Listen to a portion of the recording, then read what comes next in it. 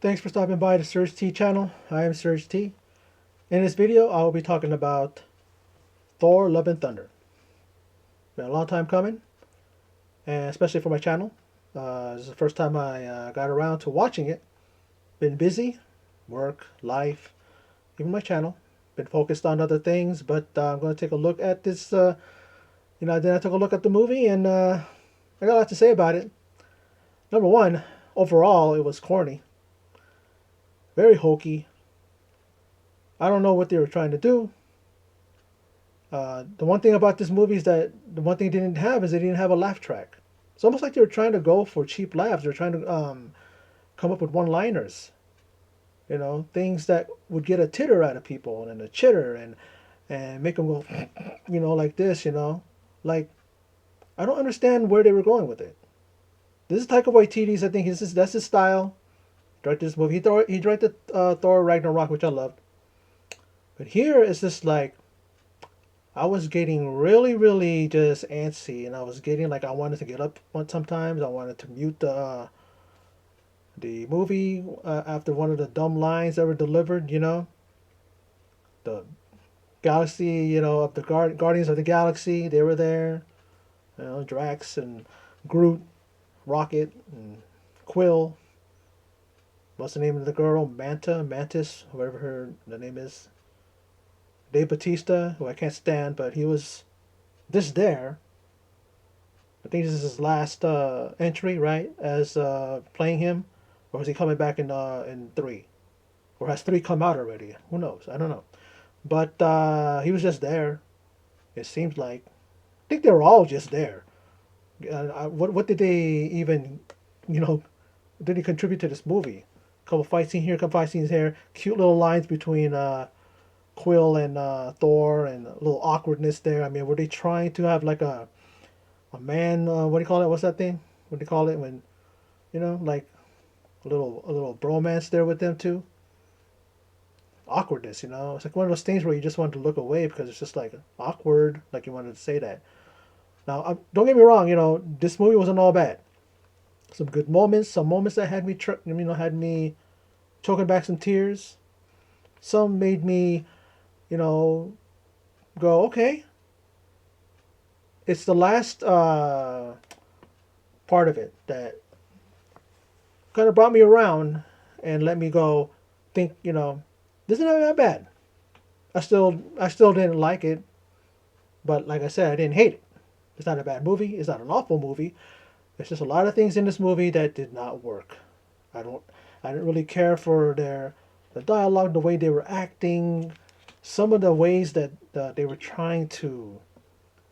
I don't know, because there was like one moment when Jane Foster, played by Natalie Portman, been a long time fan of hers ever since she was that little 9-year-old girl in The Professional. I knew from that moment on. I said, she's this little girl is going to be a great actress, and she has. She's proven a lot in movies that she's done, right? But she was always trying to get a catchphrase. She was just starting to get used to being the mighty Thor.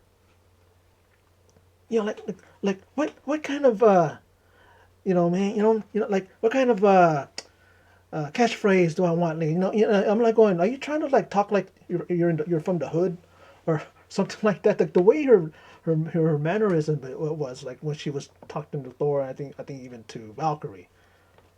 I'm like going, what was that? Like, what was she trying to, you know, like, But speaking of that, of course, she became Mighty Thor because her character is dying of cancer, and she notices that Mjolnir, I used to call it Milnor, but I guess Mjolnir was there in the display, and she decides that, okay, well, she's science is not helping her with her cancer, so I'll see what the magic of Asgard, of the Mjolnirs can do for her. Find out that it's giving her the power, but then it's sapping her mortal strength, her human strength. There's like a parallel between her and the main villain, played by Christian Bale. The one character I liked him a lot. A very tortured soul, someone who lost his daughter because he prayed to the gods and the gods failed him. So he goes on a mission. Gore, name of the father, goes on a mission to kill all the gods. The what do you call it? The Necro sword gave him the power, but also cursed him. So as long as he has the sword, he has the power of that sword, but it's slowly sapping his strength as well and his mortality. I mean, I don't know if I can say that because was he human to begin with? I'm not sure. I don't know where he came from, but he just killed the first god. I mean, that's when pretty much the sword called him, telling saying all these voices in his head. When he was talking to the god, and the god just laughed at him. He's talking about, hey, all of your people are gone, and all of your people have died, and the guy's just like, well, there's more from where that came from. I'm like, hmm? I'm like, well, that kind of sucks saying that. And then you hear the voices talking to him, pretty much telling him that it's time to chop some gods' heads off. And then he's like, his hands out to his side, and the sword just finds its way into his hand, and he kills that god, and then he continues on a war path, killing every god that he can see. But it's funny because throughout the movie, throughout the moments that they had on screen together, Gore and Thor, it's like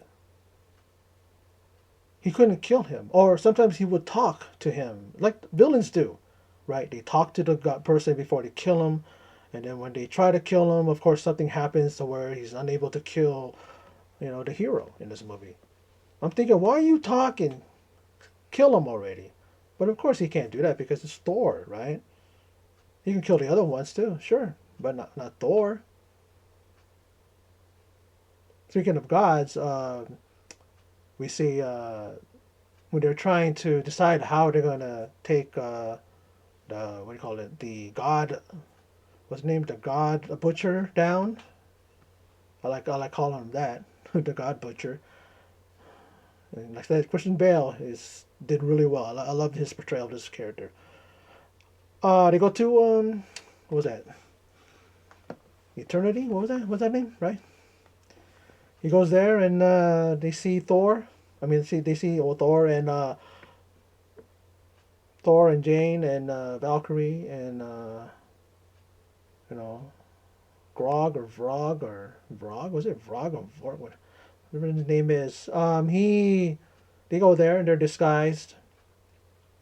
And cut to the chase, they end up angering Thor. They angering Zeus. Did I even say Zeus? I think I kept saying Thor. Anyway, Zeus. And they want him to help them with gathering up an army of gods. Zeus says, no, you stay here because if you leave, the God Butcher is going to use you to get to us. We can't have that. So they end up having a fight. Valkyrie wanted to just bum rush him and take the, what do you call that? The little zippy lightning bolt thing, Which is kind of funny how they were able to know how to use it later on when he did acquire it. But he had to take out Zeus in the on way of doing that. And let's speak about Russell Crowe. It looked like he had a lot of fun with this character. He was chewing the scenery with it. But man, why is it that he had three accents while he was trying to talk like him? It's almost like he lost the original thing. He first sounded like a fat bastard from Austin Powers, Then he sounded like Borat, and then he somehow sounded like Oberon from played by Pedro Pascal in Game of Thrones. Like, you talk about Kevin Costnering it, if that's a word. When Kevin Costner tried to play to talk like have an English accent for Robin Hood, Prince of Thieves, and then he just lost it and gave it up. But I'm trying to. But someone told me, I believe it was my brother, told me that we know when they film things out of sequence, so maybe it wasn't him losing the accent. It's just the fact that it was so it seemed like he did, but I don't know. I've heard that he lost his accent on the way. He just said, "Fuck it, I'm gonna just use my regular accent." Just use my normal Kevin Costner voice. And it's funny. He was something like that, and I'm like going, just when he kept talking, I'm like, stop, just stop. Stop talking because you lost your accent or you don't have a grasp of it, or I don't know why. Does Zeus talk like that? Doesn't Zeus have a commanding, booming voice? Why is he talking like Borat or Fat Bastard or or Oberon from what do you call it, Game of Thrones? It's like his voice was like it was all over the place. Like I'm you know what I mean? And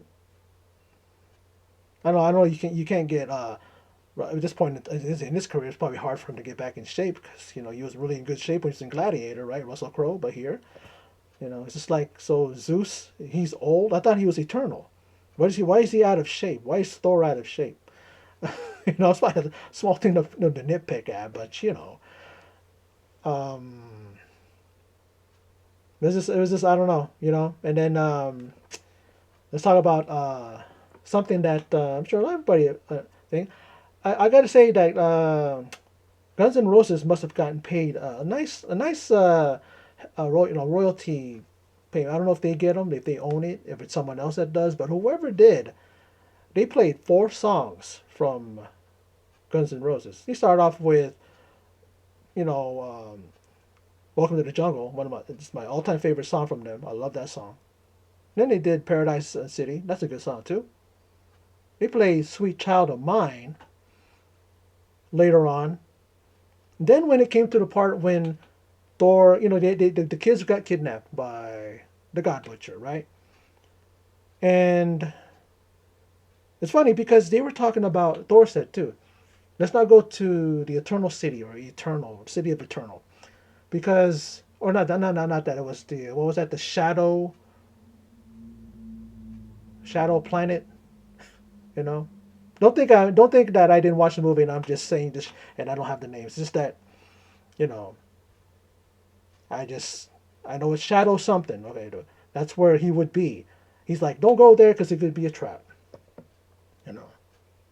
Now, how come Thor didn't think that when he finally was able, along with Valkyrie and with well, no, Valkyrie, he went by himself to save the kids. He finds the kids. Well, no, this was when they did find. Oh, let me see.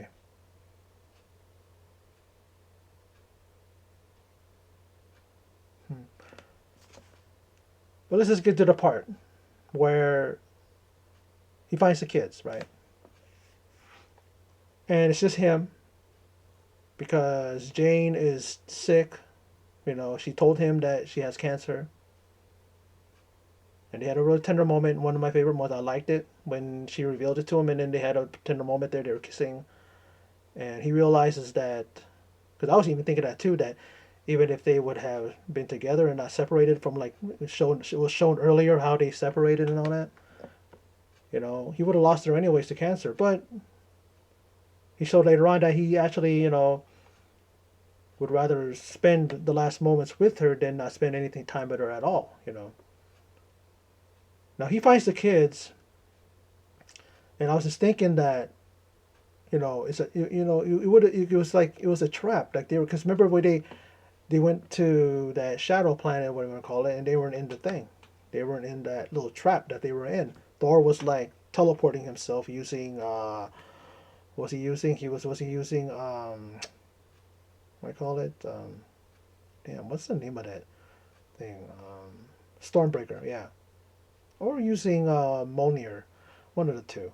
But he was going back and forth talking to Hemdale's son named Axel. Boy, I think Taika Waititi is a big fan of Guns N' Roses, but he used all the song. But let's get to the I guess when there's that, right, and I'm thinking so let's just skip that. Let's just get to the part I was gonna get to. He goes to save the kids, and he said as Asgardians, he knows that Asgardians, they even though they're kids, they're warriors. They could be warriors, and some of them are saying, "Oh no, I'm not from Asgard. I'm from whatever the other cities were, what other places were. Like we're not. And he's like going, pretty much saying, "You're today, you are," and then he's like praying, that for only one night only, the power of the gods, he wants to bring the power of the gods down, right?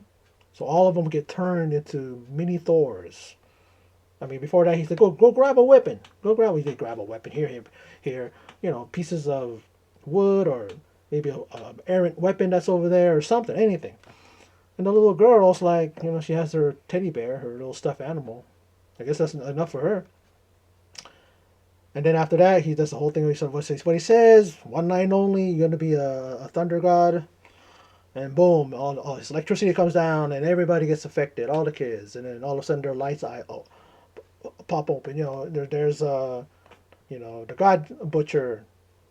And, he raises these, when he slams the sword, the necro sword into the ground, he brings up these creatures, right? So they're all coming at each other. Right when it starts, right even before that, no, I was just watching it. And I'm going, God, are they gonna what they're using quite a bit of the songs from what do you call it, from Guns N' Roses. I go, what's next? November Rain, and all of a sudden, because I'm watching with subtitles, November Rain. I'm going, man. I'm like, dude, like the fourth song from it's like I don't mind because I am a fan of Guns N' Roses, but it was just like it's like the whole album almost like they're gonna play, like you know what I mean? And I'm like going, and I'm like this, Jesus, man, I guessed it. And then and it went with the scene, and it was a favorite scene from that point on until the end. I enjoyed it, I liked it. It saved the movie for me pretty much. For me being a movie that I just completely want to forget and not even put on my list of Marvel films that I like, but it saved it. The fight was fun. I like the girl with the stuffed animal because she's like this, and it's like a damn what do you call those machine gun, Gatling gun, shooting all this stuff out. It was funny because there's a little girl. She's just prancing around and dancing around like a little girl. Na na na na na, and all these little stringy things was going around one of those creatures, one of those monsters, and it split it open. And I'm like going, that's so funny, so cute, so cool. But there was that, and then they were able to take them out, and then we get to the final fight scene between the God Butcher and then Thor. God Butcher gets a drop on him after a pretty decent fight.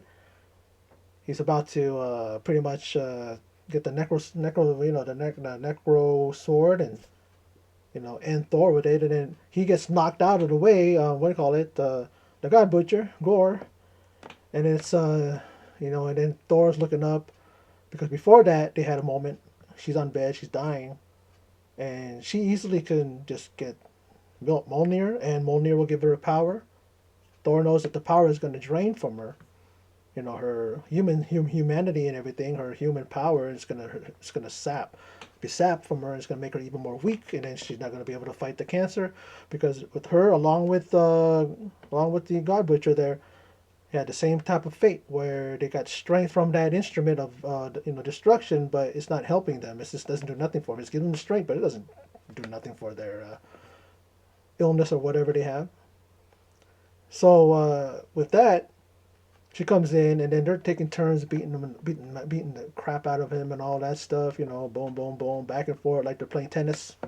You know, and then what happens is that they were able to get to the point where they had to. The Stormbreaker was used to power in order to bring up that little statue, whatever that will help him to grant his last wish or a wish for the God butcher, right? And his dream was going to be, or his wish was going to be for his daughter to come back to life and stuff like that. I'll talk about that a little bit later. But what happens is that Jane's able to destroy with Milnor, try to destroy what do you call it, the sword, because that is the power of what do you call it, of the Godbreaker there. I mean the Godbreaker, the God Butcher there. And when they do that, she's able to have what do you call it, Mjolnir and then the remnants of the sword combined, and then she's able to use that to kind of strike a last blow. And then all of a sudden, he's knocked powerless. It destroys the rest of the sword. And then there's that portal, a light portal, really bright. He goes through there, and so does Jane and Thor. And what happens is that they end up there on the desolate desert. They have a moment with Gore, and pretty much they find out that we find out really that he has a heart. He has a you know thing. It's like he was out for revenge. He was out for you know, but Thor pretty much told him that you're not here for revenge or anything like that. It's like you're here for love. He's like love, and he knows that he's wants his daughter. He wants his daughter back. Thing. So that's his last wish, and then Jane dies as he makes his wish, and it's his daughter. You see his daughter come back, but before that, he realizes that he's dying. He's scared, that she's going to be alone, and Jane assures him that no, he won't be alone. I mean, she won't be alone. And we find out what that means is that when Jane dies, and she just, it's almost like when they got blipped. You know, it just dissolves, and then she just floats away. Her essence floats away. He dies as well after seeing his daughter, and what happens is that he looks at, the god butcher looks at one of the gods and says, "Take care of her. Take care of my love." And then he nods. Thor does, and then ends up he dies, and then she ends up with him. And then later on, we see her, pretty much being taken care of by Thor. She calls him Uncle, Uncle Thor. And then she's being, he's preparing her for something. Pancakes. What do you call them? Pan flaps, right? And I don't eat those. Just eat them. She's being a typical girl, a typical preteen or little girl. She's a little girl. She's not a teenager yet, but she's a typical. I don't want to eat that. Da, da, da, da, arguing with them. Put on your boots. I got my boots on. It's like two mismatched footies. Little rabbit sandals, slippers. What do you call it? And then she kind of she argues with him, and then she like laser beam eyes at him, and then he puts a pot up and deflects it, but then it goes through. He looks at it, and goes, "Oh, that's you just broke. It's a new one. Now it's useless." And then she goes, "Okay, I'll put on the boots." She does, and he tells her something about battle and all that stuff, and then or something to that effect. And then they prepare for something, and then he looks out. You see, he's all. You see that one right there? Like he's kind of pointing to a place he wants her to focus on. And then all of a sudden they start running, battle cry and all that stuff. I mean, then while they're running, Thor ends up in his gear, in his Thor get up. It just the regular clothes goes away, and because and her, I would like to have seen her in a little Thor outfit. It would have been cool to see that. And then he jump in the air like Thor does, and all along, his buddy there is it Vrog? Is Vrog? I'll just say that if I have got it wrong, I'm sorry. But he's animating. He's animating the story of Jane and Thor, and then he's not animating, but he's narrating. He's narrating this too, and then he's like, they're known as by so many names, but here they're known as Love and Thunder. So I guess that's what Love and Thunder is in the title. It's the name of the god butcher's daughter, and Thor. So that's that with the movie, and then we see a before credit scene, and then we see like a mid credit scene.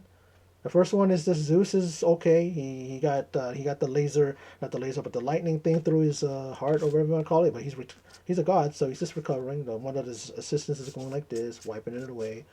And he's talking about this and that. And he said Thor. The next time we get Thor is when he falls from the sky. And then he goes, "Ain't that right? Ain't that right, Hercules?" And then you see Hercules like this with his sword or whatever. But that's right, Father. And then I guess it's going to be, what's the next movie? Thor versus what do you call it? Versus Hercules. And then the next one, the last credit scene is Jane. You see her. She looks well. She's in a godly like attire. I'm just thinking, oh, is she a god now? And then like she's walking, looking around, and then there's Hemdo. Hemdo thanks her for saving, watching over his son, and he tells her, "Welcome to the city of the gods, Valhalla." So I guess when she died in battle because according to Valkyries, that you must die in battle, you must die a horrible death, or And I'm thinking she didn't die a horrible death; she just died of cancer. But I guess it was during battle. Yeah. So that means that she's a god now, and she can come down from the gods and help Thor if she wants to. I guess. You know. But hopefully you were able to follow along with me. I was pretty much all over the place, but I wanted to get my thoughts out there, recap it, and honestly, the movie, like I said, wasn't a perfect movie. It wasn't a banger of a movie. It was just a lot of just attempts at humor and a lot of attempts at just over the top, you know, just over the top things that they're trying to get a laugh out of you. They're trying to put in some cute little one-liners here and there, and a lot of just, I don't know, man, a lot of just attempts at trying to be funny. But I like the serious parts. I like the fight scenes. I like the action scenes. I like the little tender moments that we had. I mean, that thing between her when the last moment with her with Thor and Jane before she died. It's just like got a tear. It almost brought me to tears. I wasn't crying. I was bawling, but it was coming out. That was a pretty tender scene. And then I like the ones with the kids when they got empowered by Thor. That was fun. That was funny. And then also Christian Bale as the God Butcher. He was really good. I really liked it. I looked at it. There was moments where I thought to myself, he could have made a good, what do you call it? A really great Voldemort. But that's just because he was bald and he had, glowing eyes and, weird looking, distorted face and stuff like that. Scars here and there. So that was kind of like that's the reason why. But who knows if he would have. But Ray Fiennes was the one he was perfect for that role. But but I'm gonna end this video here, and hopefully you enjoyed my video, my honest review, my honest recap and thoughts on Thor: Love and Thunder. And I watched this because I hadn't watched it yet, and then it's coming Friday. Maybe I'll watch it Saturday, but Black Panther, Wakanda Forever is coming out, so I want to check that out. Either Friday or Saturday. Well, not Friday because I'm working, but Saturday definitely. I want to go check it out.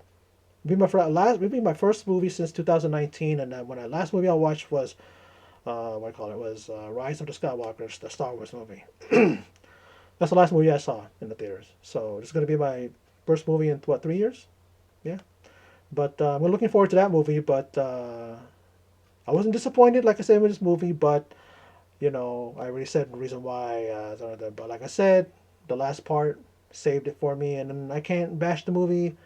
I would have if that last part wasn't as good as it was. I enjoyed it. I enjoyed that part, and some other things, but a lot of it was, But anyway, that's my video. So for those of you who stopped by and checked it out, I appreciate it. And in closing, as always, take care.